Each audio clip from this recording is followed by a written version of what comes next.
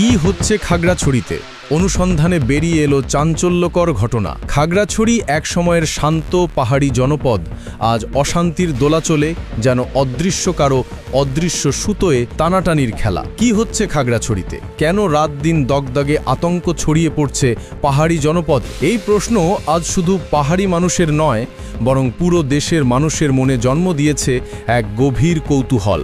অনুসন্ধানে বেরিয়ে এসেছে চাঞ্চল্যকর সব তথ্য, যা পরিস্থিতিকে করে তুলছে আরও জটিল ও রহস্যময়। প্রথমেই যেটি স্পষ্ট হয়ে উঠছে তা হলো, এটি কোনো স্বাভাবিক অস্থিরতা নয়।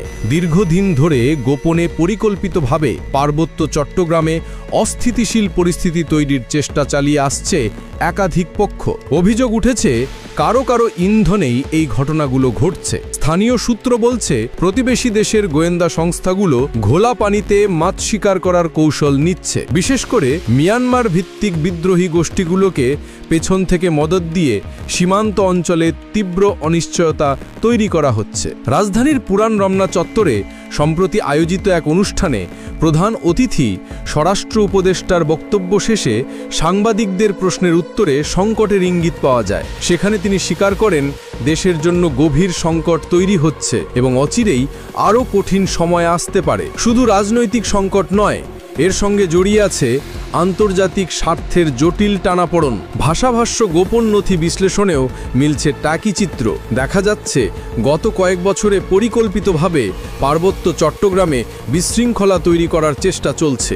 সম্প্রতি আরাকান আর্মি সীমান্তবর্তী এলাকায় বিজিবির ক্যাম্পের কিছু তথ্য প্রকাশ করেছে, যা নিরাপত্তা সংস্থাগুলোর কাছে অত্যন্ত উদ্বেগজনক হিসেবে দেখা হচ্ছে। ইতিহাসের কথাও এ প্রসঙ্গে উঠে আসছে। অনুসন্ধানে জানা গেছে, জিয়াউর রহমানের সময় পাহাড়ে বিপুল সংখ্যক বাঙালি পাঠানোর কারণে পাহাড়ি ও বাঙালির জনসংখ্যার ভারসাম্য প্রায় সমান হয়ে যায়। ফলে এখন ভারতের পক্ষে সরাসরি কোনো অবস্থান ঘোষণা করা সহজ নয়। এই জনসংখ্যাগত বাস্তবতা আঞ্চলিক কূটনীতির জটিলতাকে আরও বাড়িয়ে তুলেছে। কিন্তু সমস্যা শুধু ইতিহাসে আটকে নেই।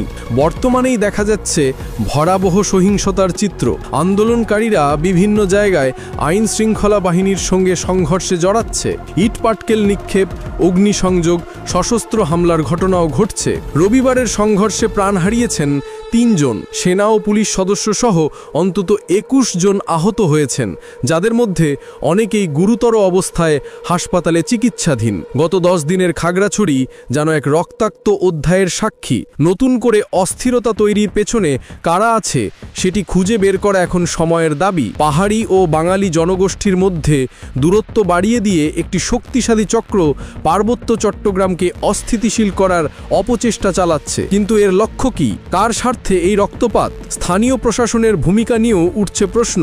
এলাকায় ১৪৪ ধারা জারি হলেও তা যথাযথভাবে কার্যকর করা যায়নি। ফলে জনমনে ক্ষোভ আরও বেড়েছে। পার্বত্য চট্টগ্রাম বিষয়ক উপদেষ্টা প্রকাশ্যে ক্ষোভ জানিয়ে বলেছেন, প্রশাসনের দুর্বলতা পরিস্থিতিকে আরও ভয়াবহ করে তুলছে। সব মিলিয়ে খাগড়াছড়ি আজ এক গভীর সংকটের নাম। সাধারণ মানুষ আতঙ্কে দিন কাটাচ্ছে, ব্যবসা বাণিজ্য স্থবির হয়ে পড়েছে, শিক্ষা কার্যক্রম ব্যাহত হচ্ছে।